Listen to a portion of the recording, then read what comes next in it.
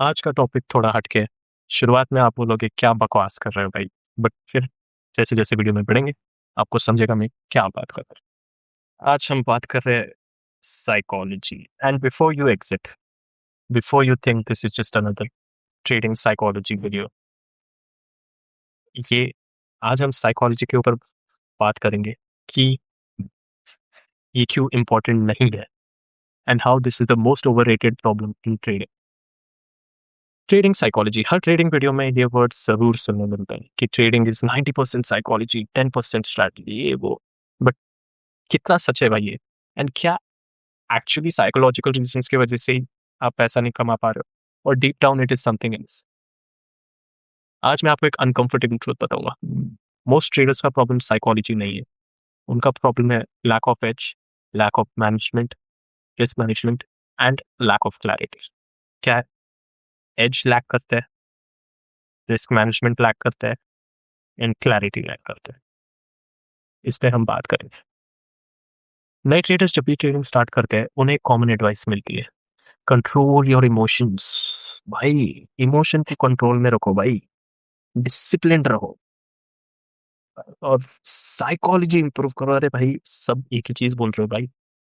क्या होता है, कैसे इंप्रूव करे साइकोलॉजी? डर लगता है तो लगता है भाई, पैसे हार रहे तो गुस्सा आता है तो आता है ना? और जब भी लॉस होता है, ट्रेडर स्टूडेंट बोलते हैं भाई मेरी ना साइकोलॉजी वीक है इसलिए मैं पैसे हार रहा हूँ, बाकी मेरा सब बढ़िया है, मेरे में ना साइकोलॉजी सही है। मेन क्या होता है साइकोलॉजी में? फियर और ग्रीड, इसके अंदर ही तुम्हारा सब आता है।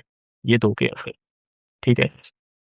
बट और आज हम इसकी बात नहीं करेंगे कि इसके अंदर क्या क्या आता है क्या नहीं, बट मैं आपको बताऊँ मेन चीज़ क्या प्रॉब्लम है।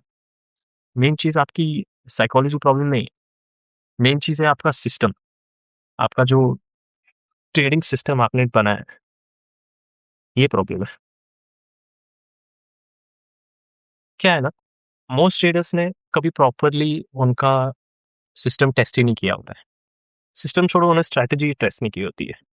उन्होंने बस कुछ यूट्यूब वीडियो देखे, एक इंडिकेटर लगा दिया, आरएसआई लगा दिया, ऊपर इसको क्रॉस किया तो बाय 70, नीचे क्रॉस किया तो सेल, है ना? और मार्केट में भाई जंप करके, और जब लॉस आता है वो बोलते हैं भाई साइकोलॉजी वीक है। प्रॉब्लम ये है कि आपको पता ही नहीं है कि आपका सिस्टम एक्चुअली काम करता है। अब सिस्टम सिर्फ स्ट्रैटेजी नहीं होती भाई, सिस्टम में बहुत चीज़ें होती है, रिस्क मैनेजमेंट होता है, ठीक है, चेकलिस्ट होती है, मार्केट कंडीशंस होते हैं, बहुत बहुत चीज़ें रहती है। इस पे कभी आराम से बात करेंगे, बट अभी के लिए कुछ चीज़ें कंसिडर करते हैं, ठीक है? और एक स्ट्रैटेजी होती है। तो अभी हम चलो बात करते हैं कि जैसे भाई मान लो तुम्हारी स्ट्रैटेजी ना प्रॉफिटेबल है, ठीक है? तुम्हारी स्ट्रैटेजी का विन रेट है 70%, तुम्हारा रिस्क टू रिवॉर्ड 1:2 है, बहुत बढ़िया प्रॉफिटेबल स्ट्रैटेजी है तुम्हारी। आप क्या लैक कर रहे हो अभी? Risk management. रिस्क मैनेजमेंट ही नहीं फॉलो करते, बिग लॉसेस करते रहते हो, स्मॉल प्रॉफिट्स में खुश हो जाते हो, ओवरऑल ड्रॉडाउन में भटके रहते हो, ठीक है? लेकिन मुझे बताओ भाई, अगर आपका रिस्क मैनेजमेंट सही नहीं है तो इसमें साइकोलॉजी की गलती है या आपके सिस्टम की गलती है? क्या ये एक लूप है? दिमाग खराब होता है ना? बैड एक्सपीरियंस होता है, दिमाग खराब होता है, फिर ज़्यादा रिस्क करते हो, फिर पैसे हारते ही हो, हमेशा हारते हो, कभी नहीं हुआ ज़्यादा। एक बार भई मैं लिख के देता हूँ, नहीं हुआ होगा, ज़्यादा पैसा आपने रिस्क किया और वो गैम्बल आप जीत गए और फिर ये पूरा लूप स्टार्ट हो जाता है। 5 मैं हमेशा एक ही एग्ज़ाम्पल देता हूँ, वापस उसी एग्ज़ाम्पल पे आते हैं। 1 लाख कैपिटल है, 1% रिस्क कर रहे हो, ₹1000 रिस्क कर रहे हो। भाई 5 क्या 20 ट्रेड हार जाओ भाई, 20% ही ड्रॉडाउन पे रहोगे। 20 दिन हार जाओ, 20 ट्रेड्स कंटिन्यू हार जाओ, 20% ही ड्रॉडाउन पे रहोगे, ठीक है? बट भाई कभी तुमने 1 लाख रिस्क किया, 1 लाख में 1% नहीं 10% एक ट्रेड पे रिस्क कर दिया, फिर गुस्से में अगले इसलिए 15%, फिर 20% रिस्क कर रहे हो। भाई कैसे प्रॉफिटेबल रहोगे? तुम्हारा रिस्क मैनेजमेंट ही कंट्रोल में नहीं है। 5 लूजिंग ट्रेड्स कभी आपका अकाउंट डिस्ट्रॉय नहीं कर सकते जब तक वो 5 लूजिंग ट्रेड्स का रिस्क ओवर ना हो, ठीक है? और जब आप सिर्फ एक लिमिटेड पैसा हारते हो ना, नेचुरली आपकी साइकोलॉजी, लिटरली आपकी साइकोलॉजी एकदम स्टेबल हो जाती है, ठीक है? साइकोलॉजी भी स्टेबल हो जाती है, आपका सिस्टम भी मैथमेटिकली साउंड हो जाता है, जैसे रिस्क रिवॉर्ड 1:4 है, 1:2 है सॉरी। और भाई 1:2 में भी आपको सिर्फ 40% विन रेट भी काफ़ी होता है ना? 10 में से 4 ट्रेड जीतो तो भी आप प्रॉफिटेबल रहे। अब आते हैं भाई, साइकोलॉजी प्रॉब्लम नहीं है तो, इमोशंस प्रॉब्लम नहीं है तो रियल साइकोलॉजी क्या है?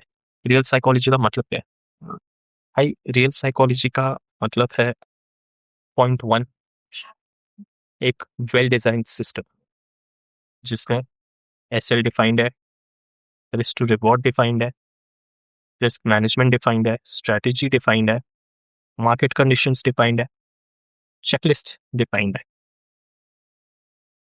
जो आपका मार्केट कंडीशन डिसाइड करती है। ठीक है, और ये सारी चीजें लॉन्ग टर्म थिंकिंग पे बेस्ड है। जब ये सिस्टम भाई तुम्हारा क्लियर होगा ना, ये पूरा सिस्टम तुम्हारा क्लियर होगा और ये पूरे सिस्टम को तुम फॉलो करोगे, रिस्क डिफाइंड होगा और एक्सपेक्टेशंस भी रियलिस्टिक होंगे, तब साइकोलॉजी अपने आप इंप्रूव हो जाएगी।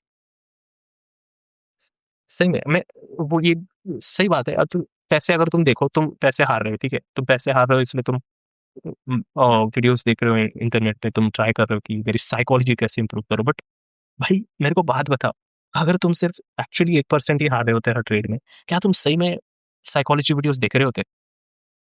नहीं ना, साइकोलॉजी वीडियोस तभी देखा तुमने जब कभी तुमने 5% रिस्क किया, 10% कभी रिस्क कर दिया, बहुत बड़ा हार गया, या कंटिन्यू एक दिन में 5 ट्रेड हार गए, चलो 1% रिस्क किया बट 5 ट्रेड्स भाई, are you even comfortable, are you even that smart enough to come on your fifth trade and then not be scared to take it?